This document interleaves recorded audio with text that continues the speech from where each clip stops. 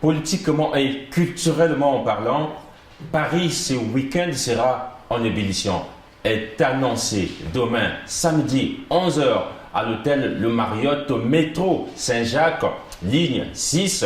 Ceux qui habitent Paris comprennent et connaissent, le savent, je vais dire, la session inaugurale du PCT.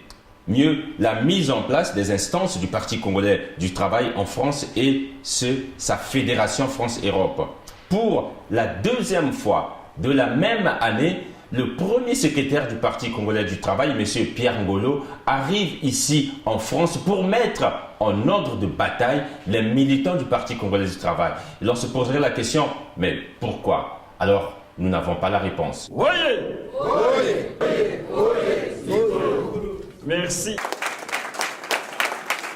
Culture, c'est une activité qui apporte, à la veille de la journée internationale de lutte contre le VIH-Sida, le projet African Artists for Development, artistes africains pour le développement, c'est une bande dessinée, mais une bande dessinée pédagogique. Nous avons rencontré les promoteurs de ce projet. Voici donc la réaction.